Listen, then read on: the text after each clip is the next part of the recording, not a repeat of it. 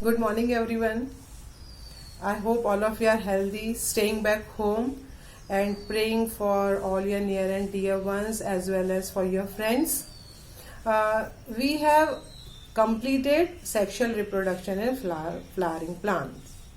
And from today, we shall start the new chapter, that is human reproduction.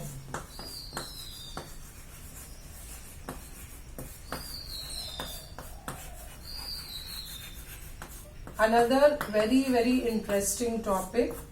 I hope you have enjoyed the sexual reproduction in flowering plants. Similarly, human reproduction also, all the structures, the process, everything is very interesting. So we shall start. First of all, we have to see certain facts about human. Reproduction, we are knowing reproduction means producing of its own kind. Because human beings, as all the living organisms, they are mortal and they die one day. Similarly, human also, they complete their lifespan, अपनी सारी responsibilities, सारी duties करते हुए, then they come to the age and then they die. It's a fact. So, for the continuity of life, it's essential to produce the new individual. Continuously new individual का production होगा तभी human race, human species अर्थ के ऊपर exist कर सकती है. सो जिस तरह से रेस्पिरेशन या डाइजेशन या और सारे सिस्टम्स इम्पॉर्टेंट हैं, उसी तरह से reproduction is extremely important vital activities for the continuity of life. Okay, so certain facts we must know. First of all, the human being is a viviparous organism. Viviparous means gives birth to the young one. Whenever we study the sexual reproduction, we have to see whether the organism is viviparous है कि oviparous है. Oviparous means they lay eggs, जैसे birds है और some reptiles है. और viviparous means those who give birth to the young ones. तो पूरा जो वुम में से जो इंडिविजुअल निकलेगा, पूरा गैमीट फॉर्मेशन से लेके फर्टिलाइजेशन, क्लीवेज से लेके कंप्लीट एक ह्यूमन बीइंग बन जाना, the whole process takes place inside the mother's womb. And then the complete young one, completely developed young one takes birth. तो उसको हम बोलते हैं viviparous. Then human beings are unisexual. Unisexual means the male and female individuals are separate.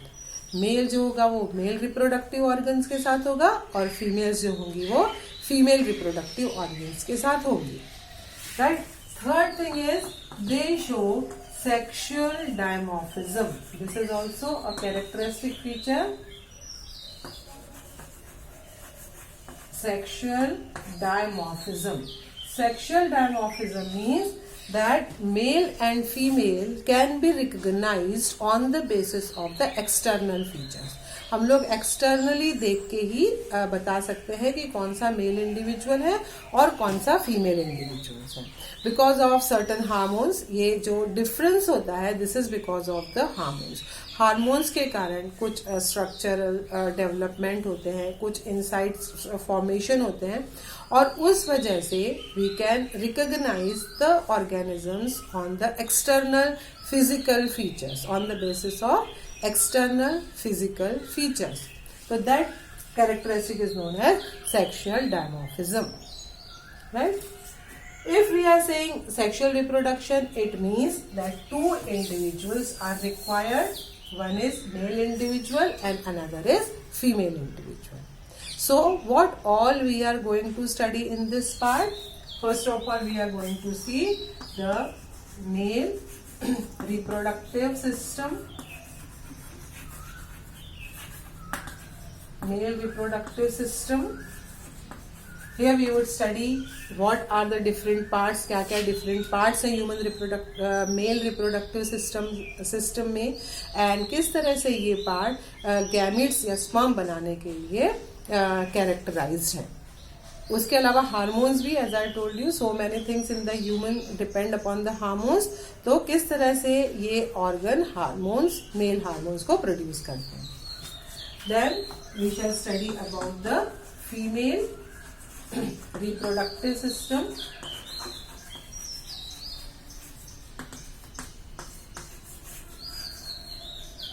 Then we shall study third part, phase of the sexual reproduction in human being. We shall study about the gametogenesis. Gametogenesis. पहले हमने mail और female reproductive organ systems पढ़ लिए. Then we shall study about the gametogenesis. Gametogenesis means formation of gametes, right. तो जैसे सब तरह के सेक्सुअल रिप्रोडक्शन में होता है, दो तरह के गैमेट्स बनेंगे, spermatogenesis,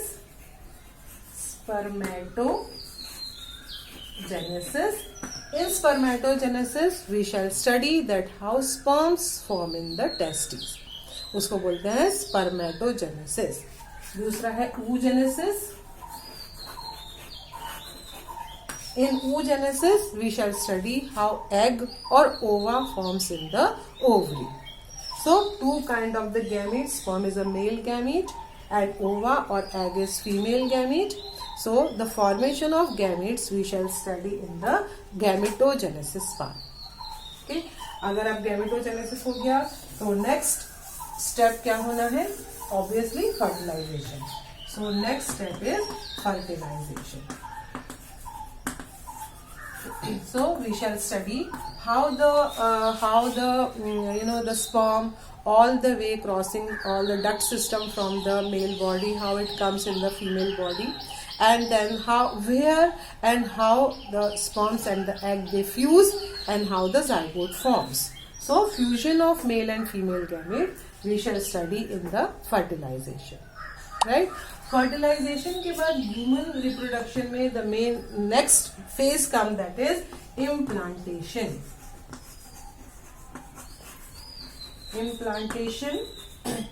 Implantation means, as we have discussed earlier, that in human beings, as they are the viviparous organisms, complete developed young one takes birth.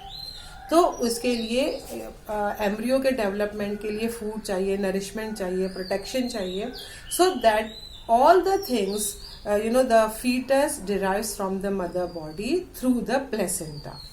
तो किस तरह से उसको बोलते हैं इम्प्लांटेशन. उसके पहले फर्टिलाइजेशन और इम्प्लांटेशन के बीच में एक और फेज आती है जिसको हम लोग बोल सकते हैं डिवीजन फेज या क्लीवेज वाली phase. Cleavage phase means zygote divides further and forms the morula or blastula. Morula blastula means a certain cell stage of embryo.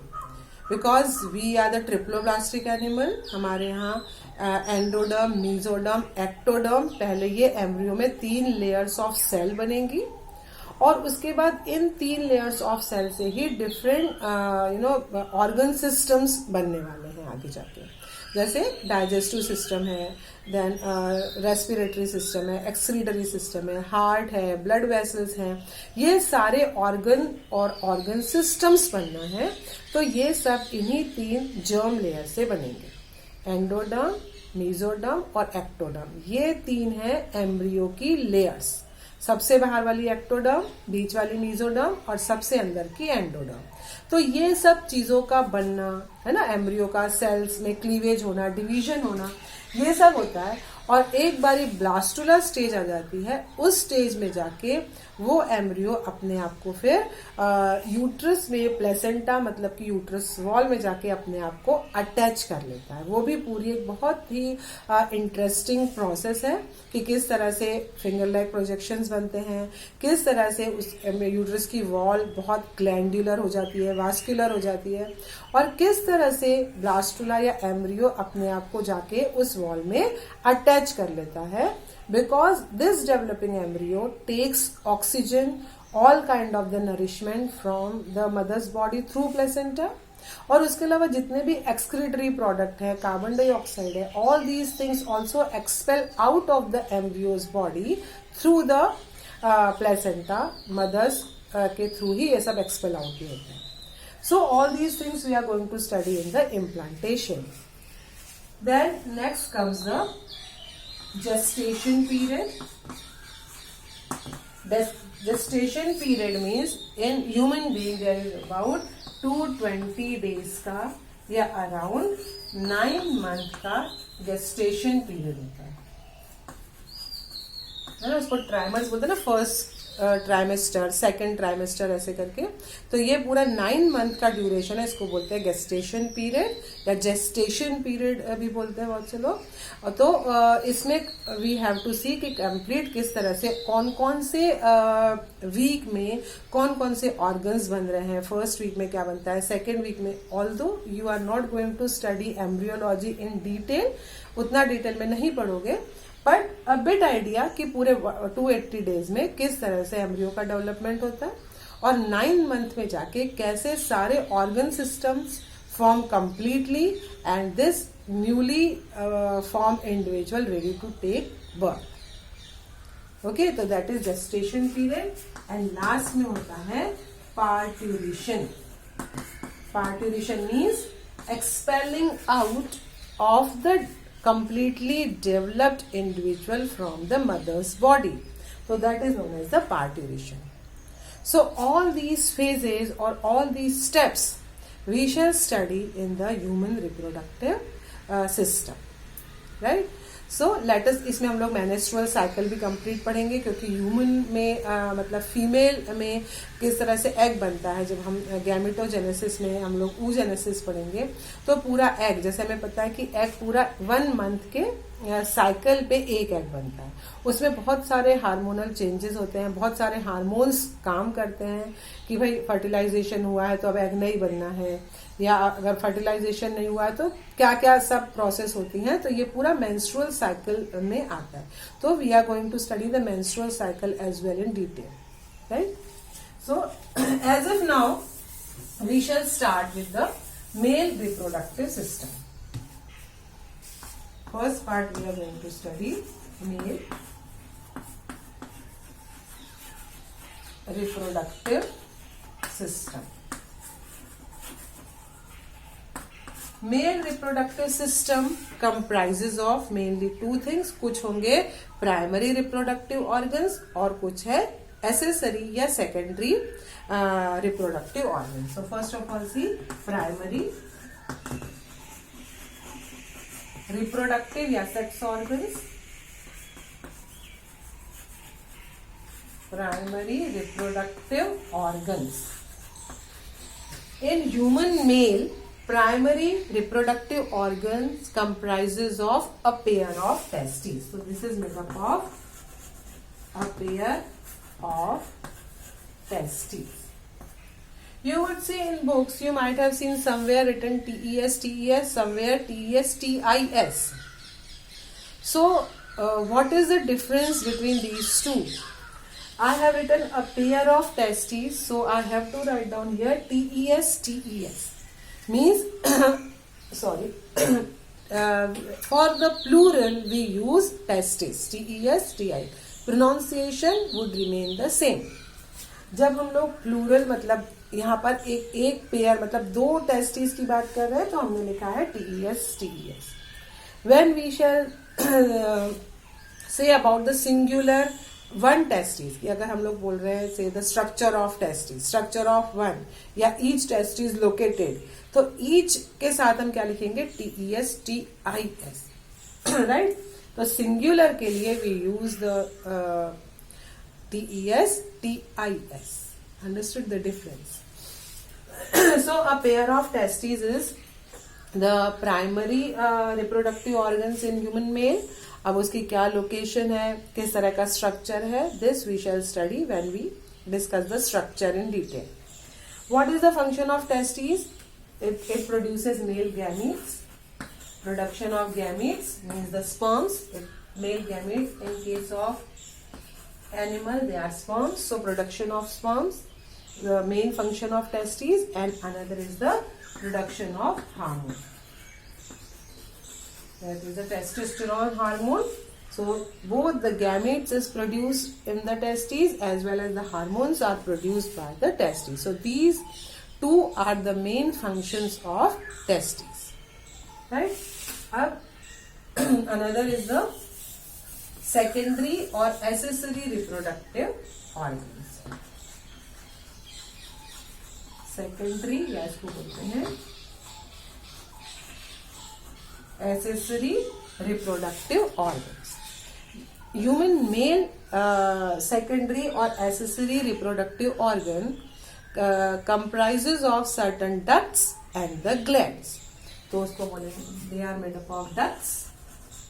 So they are known as accessory ducts. Accessory ducts and accessory glands. So these accessory ducts and accessory glands, they are secondary or accessory reproductive organs. What are the ducts? Let us see what are the accessory ducts.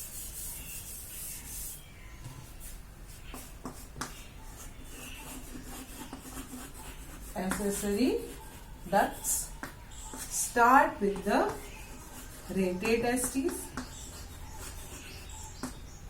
What are the rete testes? What is its structure? Everything you would study, you would understand when we shall study the structure of male reproductive system.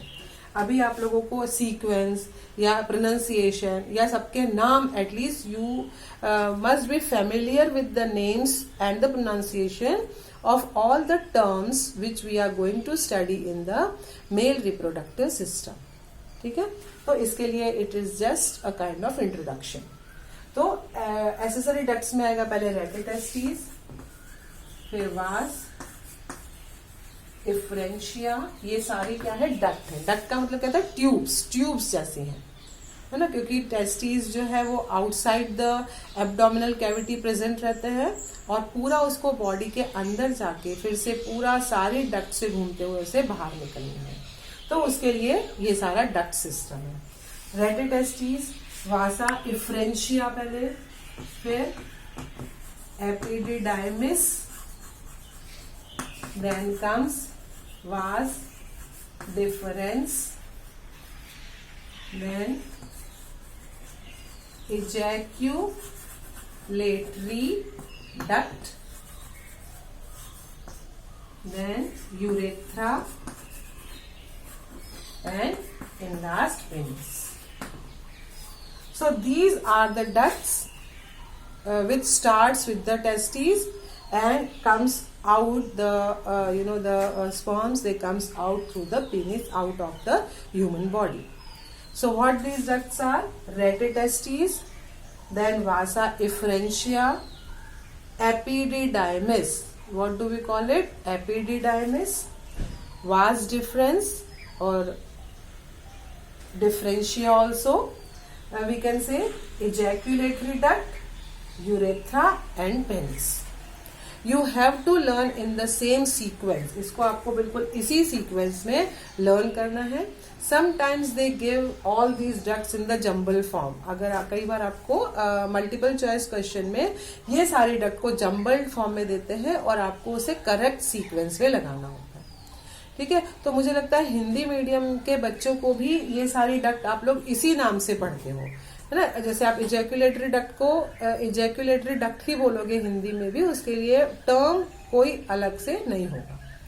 तो यही सारे नाम आपको याद करने. आप बेशक इसको हिंदी में लिख सकते हो पर नाम यही रहेंगे. Rete testis, vasa efferentia, epididymis, vas deferens, ejaculatory duct, urethra and penis. Clear? So these are the accessory ducts. Now let us see about the accessory glands.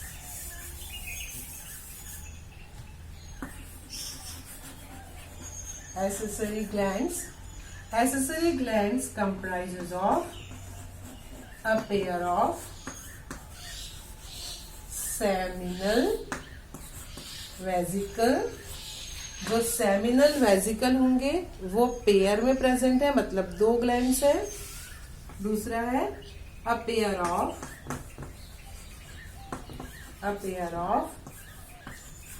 bulbourethral, also known as Cowper's gland. ये भी pair में है, bulbourethral या Cowper's gland भी है, वो भी pair में है. तो a pair of seminal vesicle, a pair of bulbourethral और Cowper's gland and only single one, ये पेयर में नहीं है, वन प्रोस्टेट या प्रोस्टेट ग्लैंड, इसको सिर्फ प्रोस्टेट भी बोलते हैं या prostate gland also. Okay, so इस तरह से ये एसेसरी ग्लैंड हो गई. A pair of seminal vesicle, ये सब बहुत स्मॉल डिटेल्स है लेकिन ये बहुत इंपॉर्टेंट है. लिखते समय आपको बिल्कुल लिखना है, ग्लैंड में सिर्फ नाम नहीं लिख देंगे हम लोग, हमें लिखना है कि सेमिनल वेसिकल पेयर में है, बल्बोयूरेथ्रल या काउपर्स ग्लैंड है वो भी पेयर में है, बट प्रोस्टेट जो है वो सिर्फ सिंगल है, one single prostate gland. So these are the accessory glands. These glands secrete, सारी glands जो है वो क्या, semen, they secrete the semen because sperms are formed in the testes. All the way they have to cross all the duct system and they have to come out, then they have to cross all the female reproductive tract and they have to reach in the fallopian tube for the fertilization. तो उनको बहुत मेहनत करनी होती है, बहुत काम करना होता है, तो उनके लिए उन्हें नरिशमेंट चाहिए, एनर्जी चाहिए, फिर मोटेलिटी और मूवमेंट चाहिए, तभी वो आराम से मूव हो सकते हैं डक्ट से एक जगह से दूसरी जगह पर और अपने डेस्टिनेशन पे रीच हो सकते हैं. तो ये सारे काम के लिए कौन रिस्पॉन्सिबल है, ये सारी एसेसरी डक्ट्स और ग्लैंड्स. ठीक है, तो this is the overview of the human reproduction as well as the male reproductive system. In next lecture we shall study the structure of male reproductive system in human.